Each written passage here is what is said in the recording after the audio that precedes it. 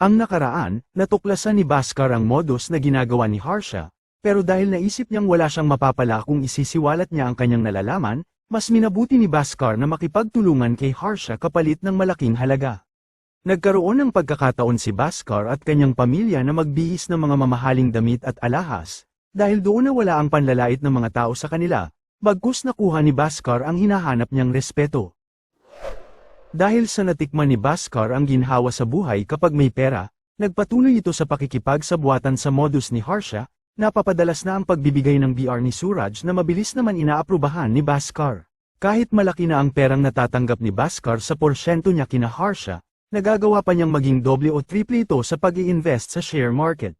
Kaya naman hindi na rin maitatago pa ni Bhaskar ang patuloy na paglaki ng pera sa kanyang bank account, dahil doon panibagong estrahiya ang ginawa ni Anwar, para hindi masilip ng Income Tax Department ang pinanggagalingan ng pera ni Bhaskar.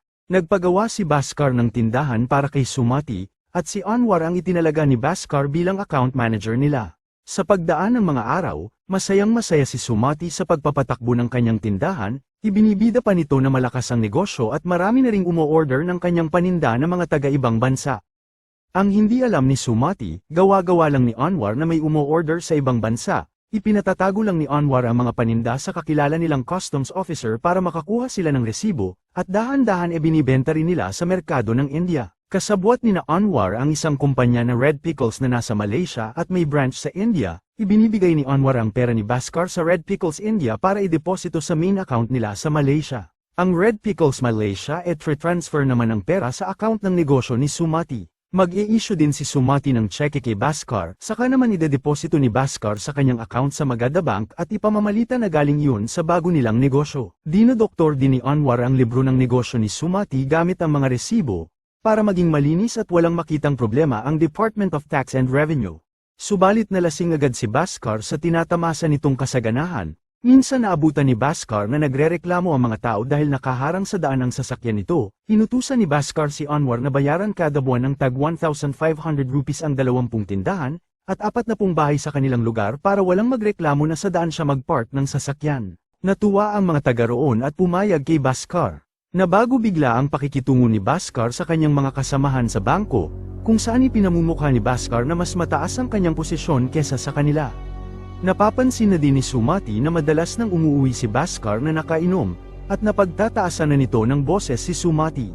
Isang gabi dahil sa pag-iwas ni Patil sa sasakyan ni Bhaskar, natumba ito sakay ng kanyang motor. Galit na binato ni Patil ang sasakyan ni Bhaskar. Hindi rin nakapagpigil si Bhaskar, agad ding lumabas. Sinabi ni Bhaskar na sa tama siya dahil one-way lang ang daan.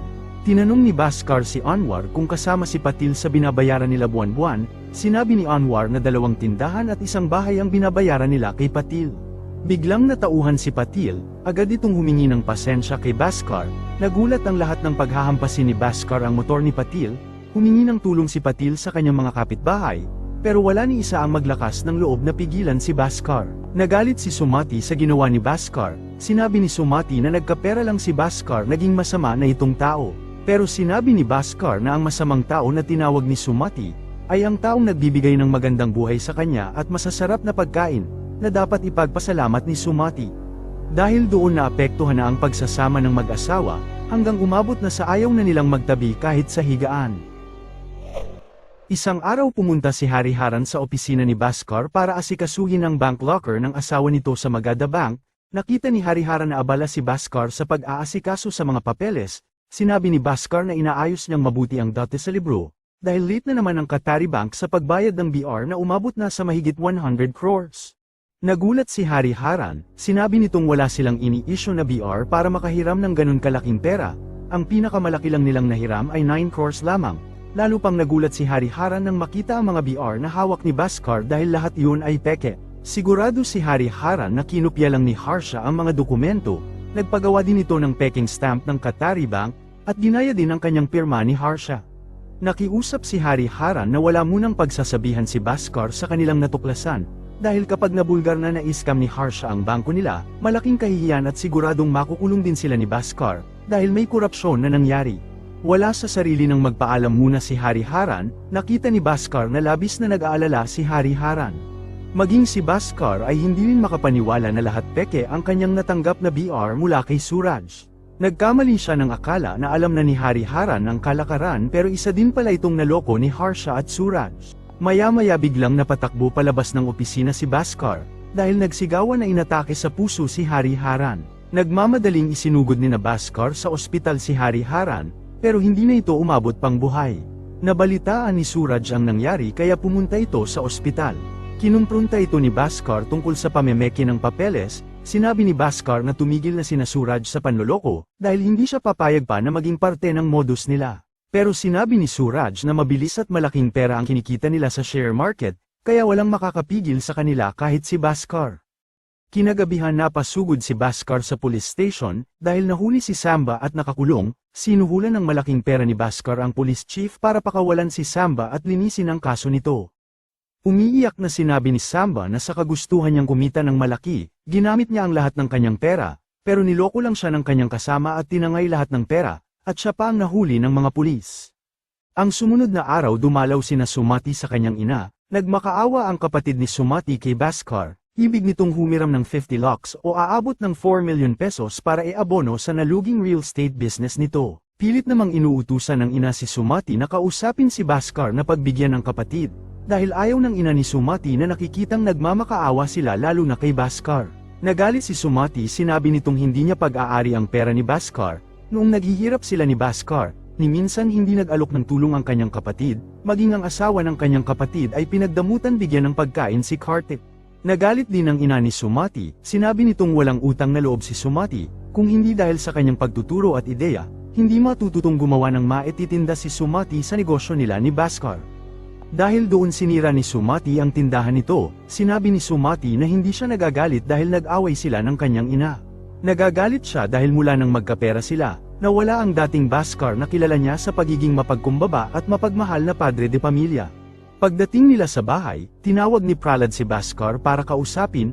Nagulat sina Bhaskar na magaling na si Prahlad sa pagka-stroke at nakakapagsalita na ito. Sinabi ni Prahlad na dati siyang chartered accountant kaya alam niya ang money laundering na ginagawa ni Bhaskar. Umamin si Bhaskar at sinabing nagawa niya ang ganun dahil sa pagmamahal niya sa kanilang pamilya. Matapos mag-usap ng mag-ama, nagulat si Bhaskar sa paglabas nito. Narinig ni Sumati ang lahat, kaya alam na ni Sumati ang totoong dahilan kung bakit nagpagawa ng tindahan para sa kanya si Bhaskar. Kinabukasan nagbigay ulit ng DR si Suraj. Pero pinunit lang ito ni Bhaskar at inutusan ito si Suraj na lumabas ng kanyang opisina. Nagtanong si Binod kung bakit nereject ni Bhaskar ang BR na dala ni Suraj. Sinabi ni Bhaskar na malaki pa ang utang na hindi pa nababayaran ni Harsha. Nag-utos si Binod na pagbigyan na lang nito si Harsha dahil malaki nila itong kliyente, pero hindi sumunod si Bhaskar. Hanggang ang chairman na ang tumawag kay Bhaskar, inutusan ng chairman na pirmahan ni Bhaskar ang dadalhin na BR ni Suraj, pero pagdating ni Suraj sa opisina wala na doon si Bhaskar. Iyon ay dahil lumabas muna ng bangko si Bhaskar, at habang nag-iisa ito, napagtanto ni Bhaskar na mas nakakalasing ang pera kesa sa alak, nawala siya sa tamang pag-iisip, dahilan na pati si Sumati ay nagawa niyang saktan. Nagpasya si Bhaskar na itama ang kanyang kamalian, dahil ayaw niyang masira ng tuluyan ang kanyang pamilya. Kinausap ni Bhaskar si Anwar, sinabi ni Bhaskar na dumating na ang oras para tumigil na sila sa kanilang ginagawang iligal.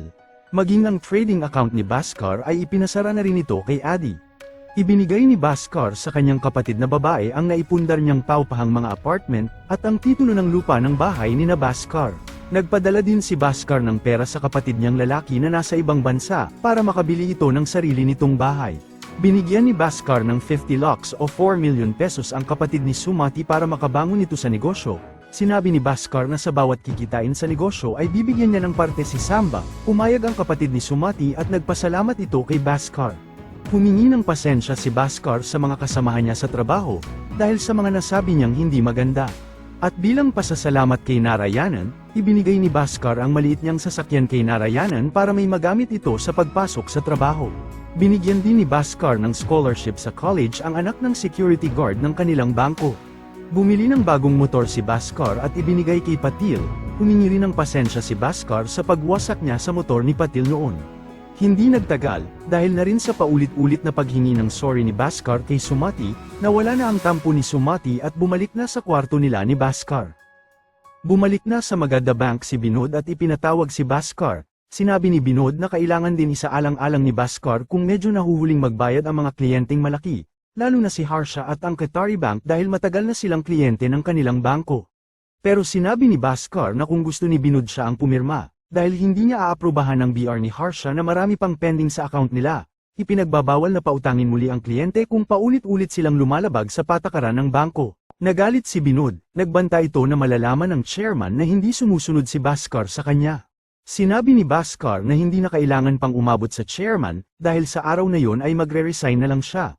Lumabas ng opisina ni Binod si Bhaskar at ibinigay sa HR officer ang kanyang resignation letter. Nagtanong ang mga empleyado sa biglaang pag-resign ni Bhaskar. Sinabi ni Bhaskar na mahal niya ang kanyang trabaho, pero hindi siya papayag na magamit siya sa maling gawain ng mga nakakataas.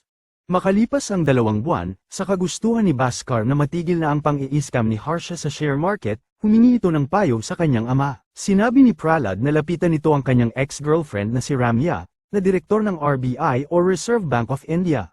Matapos maisiwalat ni Bhaskar ang lahat, nag-utos agad si Ramya na magsagawa ng imbestigasyon sa Magadha Bank. Noong March 29, 1992, linggo ng umaga, katatapos lang magjagang ni Bhaskar nang dumating ang mga taga-CBI o Central Bureau of Investigation sa pamumuno ni Laxman, ang Chief Investigation Officer. Isinama nila si Bhaskar para imbestigahan. Sa Magadha Bank nila dinala si Bhaskar, nag-utos si Laxman na halughugin ang opisina ni Bhaskar at ilabas ang lahat ng mga dokumento. Tumawag din si Sumati na may mga CBI na naghahalughog sa kanilang bahay. Sinabi ni Laxman na may order ang RBI na ang CBI muna ang magsagawa ng imbestigasyon sa nawawalang pondo ng Magadha Bank, pero nagtataka si Bhaskar kung bakit siya ang iniipit ng CBI na dapat ang chairman at si Binod ang iniimbestigahan. Buong araw na inimbestigahan nila si Bhaskar at naghanap ng mga ebidensya na magagamit laban dito, hanggang makuha nila ang statement of account ni Bhaskar. Nagulat sina Laxman nang malaman nilang mahigit 100 crores o mahigit 1 bilyong peso ang pera ni Bhaskar, na nakadeposito sa Magadha Bank. Laking pagtataka nila kung paano kinita ni Bhaskar ang ganung halaga sa loob lamang ng mahigit 3 taon.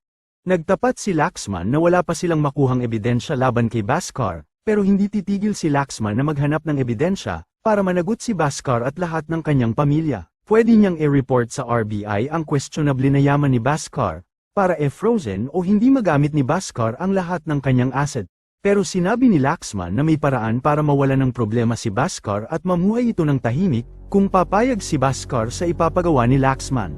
Sinabi ni Laxman na mag-issue si Bhaskar ng cheque na 100 crores at ibigay sa Grow High Company na pag-aari ni Harsha, para e-deposito ni Harsha ang cheque sa kanyang account at gawing pambayad sa Magadha Bank.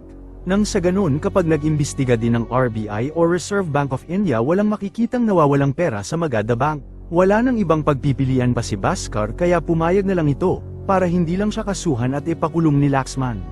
Nakita rin ni Bhaskar ang katotohanan na ginamit ni Binod si Laxman para takutin at ibigay ni Bhaskar ang kanyang pera, dahil eksakto ang pera ni Bhaskar para malutas ang kanilang problema. Galit na sinabi ng chairman na alam na nila na si Bhaskar ang nagsumbong sa RBI sa nangyayaring anomalya sa bangko. Nagbabala ang chairman na hindi kaya ni Bhaskar na banggain sila, dahil malawak ang kanilang koneksyon ni Harsha. Madali lang sa kanila na ipakulong si Bhaskar dahil si Bhaskar ang pumipirma sa mga BR. At bilang ganti nila kay Bhaskar na kumontra sa kanilang operasyon, kukunin nila ang pera ni Bhaskar, para magamit nila pampalit sa mga bilyong pera na hindi pa naisasauli ni Harsha sa Magadha Bank. Malinaw na kay Bhaskar na nabibilang sa isang sindikato si Binod, si Harsha, si Laxman, at ang chairman, kaya maaaring malagay siya sa panganib at kanyang pamilya kung hindi siya susunod sa kanila. Wala nang nagawa pa si Bhaskar kundi pirmahan ang mga tseke. Ilang sandali pa, pinakawalan na rin nila si Bhaskar.